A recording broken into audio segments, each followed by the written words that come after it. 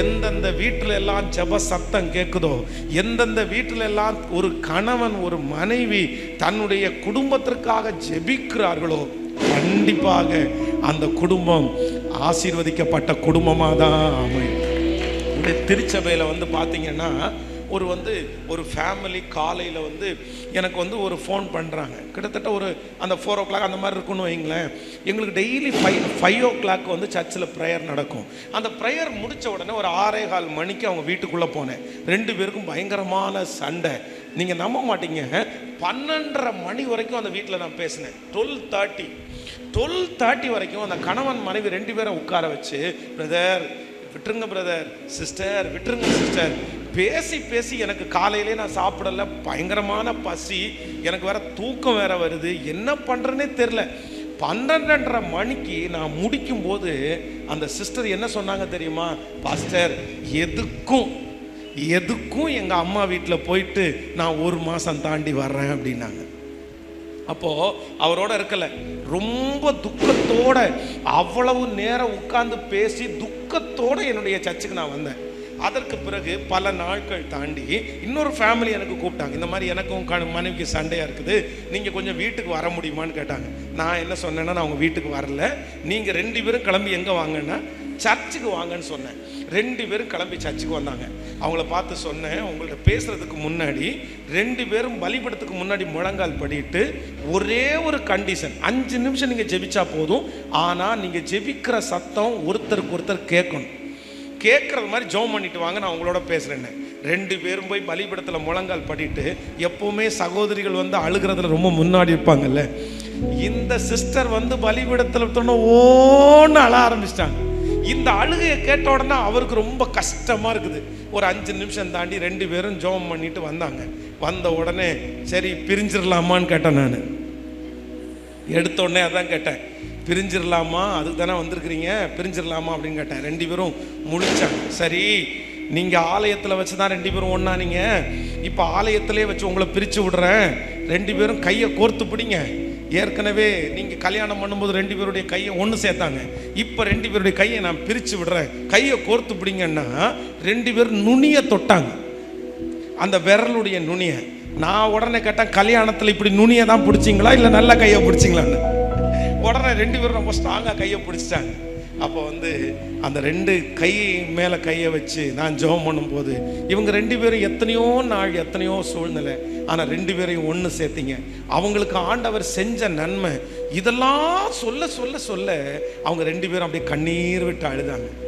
இப்போ ஜெபம் பண்ணி முடித்த உடனே பிரிஞ்சிடலாமா அப்படின்னு கேட்டேன். இல்லை பாஸ்டர், இல்லை பாஸ்டர். இன்னைக்கு வரைக்கும் பார்த்தீங்கன்னா அவங்க 2 பேரும் ஆலயத்தில் ஒரு சாட்சியாகவே, ஆண்டவருடைய பிள்ளைகளை, அன்பு தகப்பன்மாரே, உங்களுடைய பலத்தை காமிக்க வேண்டிய நேரம் இது கிடையாது. நீ உங்க பணத்தினுடைய பலத்தை காமிக்க முடியாது.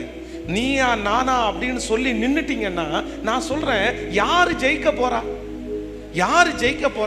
உங்க பலத்தை நீங்க காமிப்பீங்க, அடுத்தவங்க பலத்தை அவங்க காமிப்பாங்க. அந்த சமாதானம்ன்ற ஒன்றை கொண்டு வரவே முடியாது. ஆண்டவர் சொல்றாரு, பேதுரு தன்னுடைய இடுப்புல கத்தியை வச்சிருக்கிறான், ஆண்டவரை பிடிச்சிட்டான்னு சொன்ன உடனே பயங்கரமான ஒரு கோபம் வருது. கத்தி எடுத்து ஒருத்தனை அப்படியே சல்லுன்னு வெட்டலான்னு பார்த்தா அப்படியே காது மட்டும் விழுது.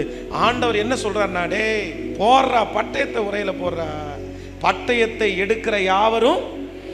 ஆண்டவர் அடுத்த வார்த்தை சொல்றாரு, எனக்கு தெரியாதா, நான் இப்பொழுது பரலோகத்தின் தேவனை வேண்டிக் கொண்டால் நீ ஒரு லேகியனை தாண்டா பார்த்த, நான் நினைச்ச ஆயிரக்கணக்கான லேகியன் பிசாசுக்கு தகுந்த மாதிரி தூதர்கள் எழும்பி இவங்களை சின்ன பின்னமாக்க மாட்டாங்க. அப்போ சில நேரத்தில் ஆண்டவர் உங்களுக்கு கொடுத்திருக்கிற பவர் நீயா நானான்னு காமிக்கிறதுக்கு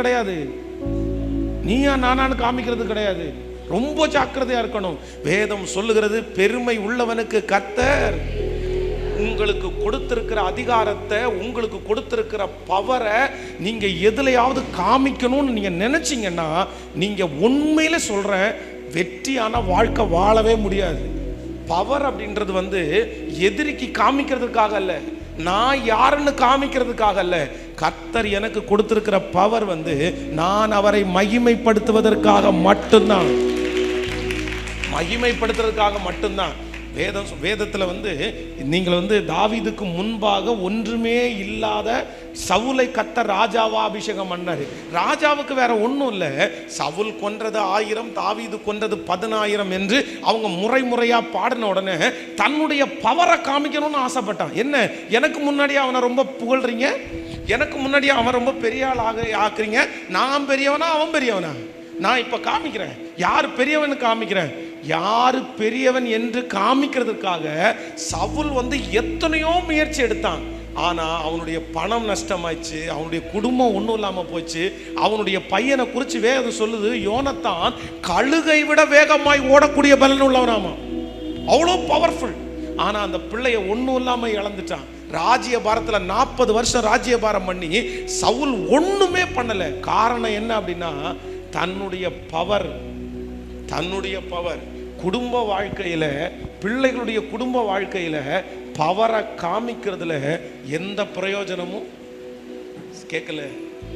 சத்தமா சொல்லுங்க, சத்தமா சொல்லுங்க. இந்த எந்த பூச்சி ஆனாலும் அந்த பூச்சிக்கு பலன் இல்லாத பூச்சி தான். அந்த பூச்சியை உங்க கையில நசுக்கி கொல்ற அளவுக்கு தான் அந்த பூச்சி இருக்குது.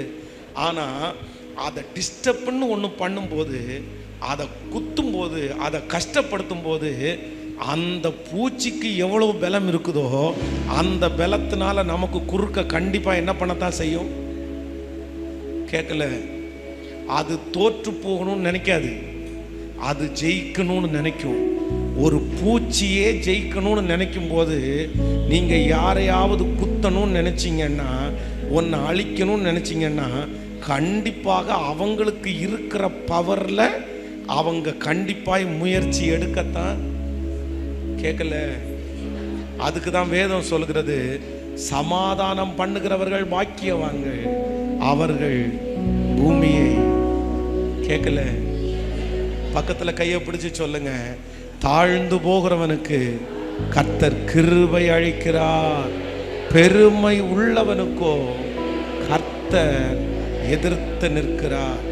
எப்பவுமே எப்பவுமே எப்பவுமே ஒரே ஒரு மட்டும் நீங்க நினைச்சுக்குங்க, என் பவரை எப்பொழுதும் நான் வெளிப்படுத்த மாட்டேன் என்று.